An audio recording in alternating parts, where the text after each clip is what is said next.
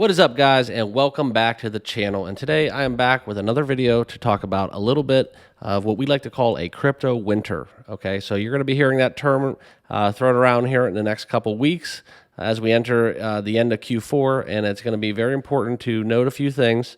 So I want to talk about some of the factors that are leading up to what we would call the start of a crypto winter. And I want to give you guys my analysis and my insight into what Q1 will look like and down the road, and if I think this is possible, and kind of just give some positive outlook as we move forward into Q4 and later on into 2022. Okay, so if you have not done so, hit that subscribe button. It does mean a lot to the channel. Like the video and drop your comments down below, and let's get down to it. So in 2022, we are what you'd call having a stacked deck against us as we continue to try to grow and recover from this bear run and this really crappy economy.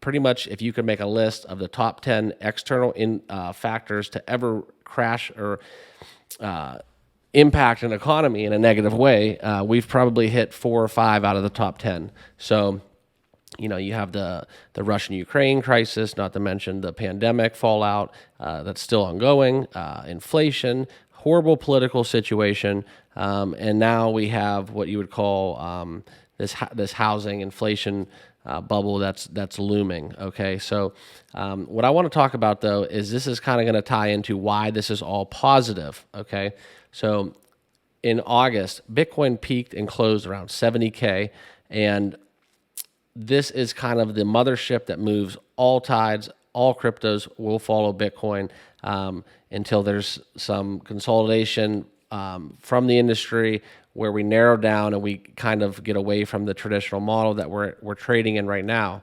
Okay, so this is why this is important. That is a fall of about 50K since August. Okay, so with that being said, all of that money is people like me and you, just with way more money. Okay, these are institutional investors. These are hedge funds.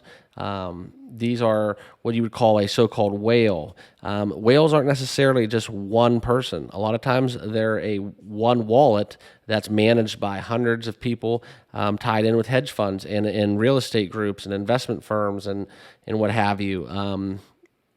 It's just a way that a lot of high-valued portfolios diversify themselves. And this institutional money is probably, in my opinion, the most important takeaway from this bear market. Okay, because you get you get a realistic perspective on where the so-called holders and recreational traders and the actual people that are in crypto on a day-to-day, where they contribute to the overall pie of crypto. Okay. And then you can see, you know, you're going to lose little of them that are going to follow the institutions out, okay?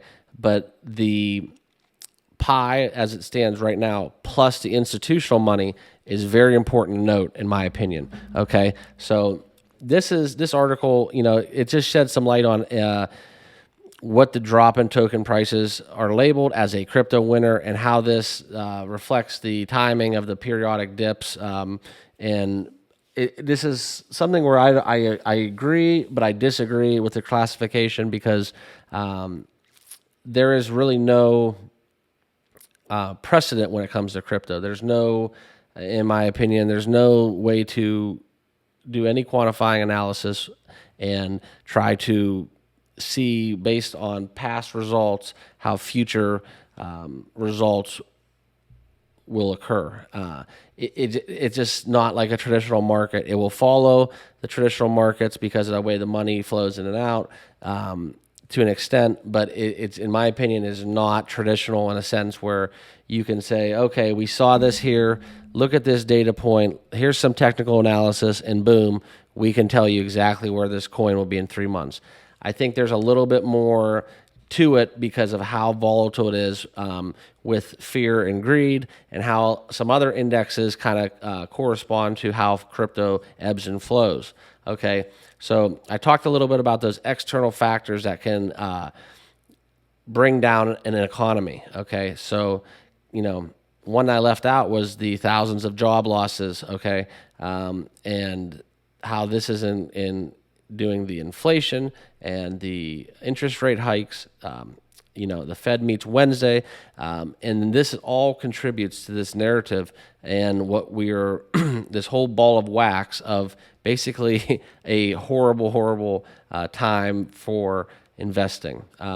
If you're playing the back end of the bull run and you're watching everything drop, or kind of if you have a long-term perspective, it kind of is irrelevant in not so many words. But this is kind of what I want to say is like, just relax. Okay. This is a little exaggeration. This is not an ice age. Crypto winter, in my opinion, technically is an exaggeration in my opinion. So an ice age might be just taken a little too far based on those external factors. Okay.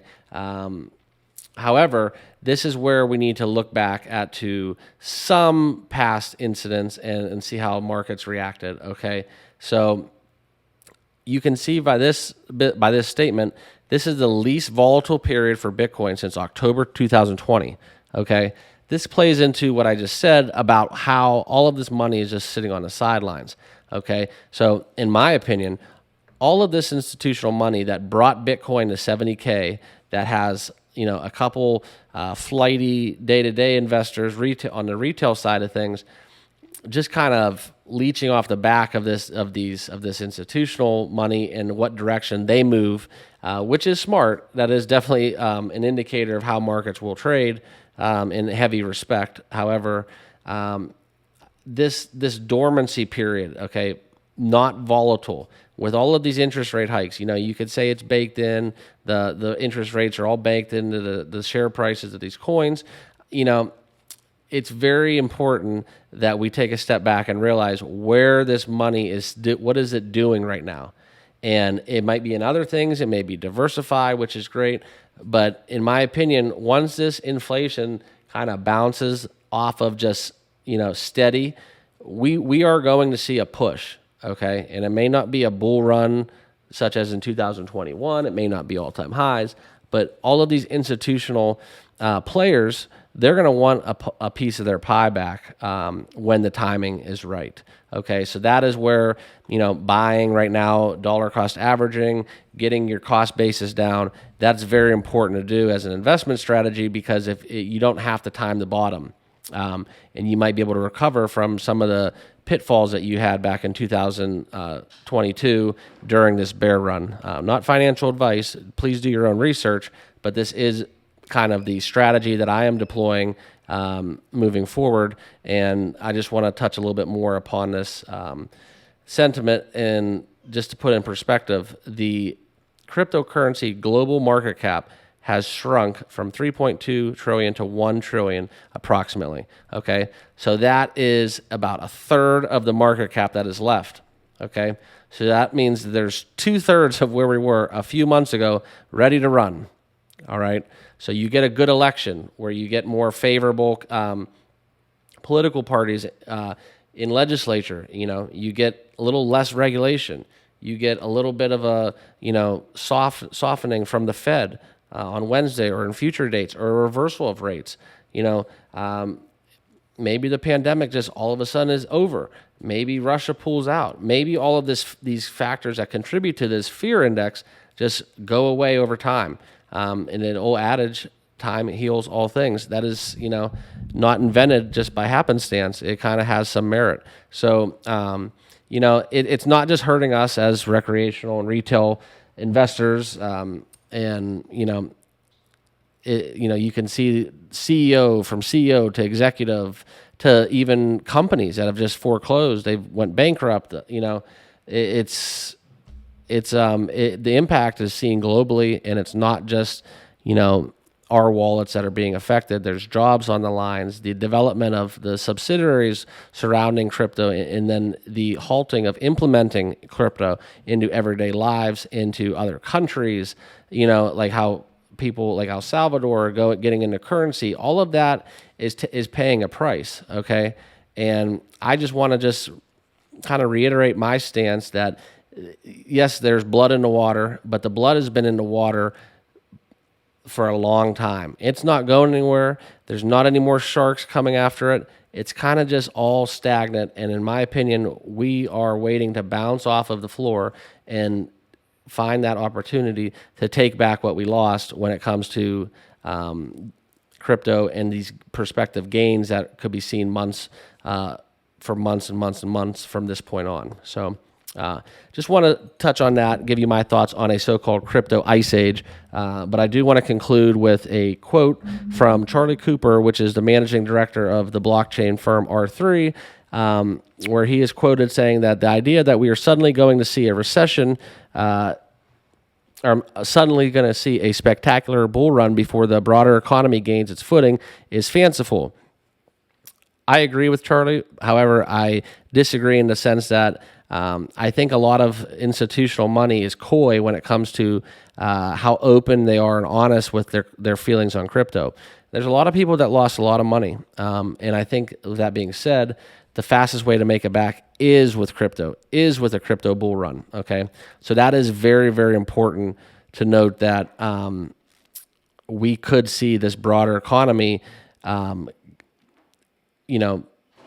first, and then we see the crypto bounce, okay?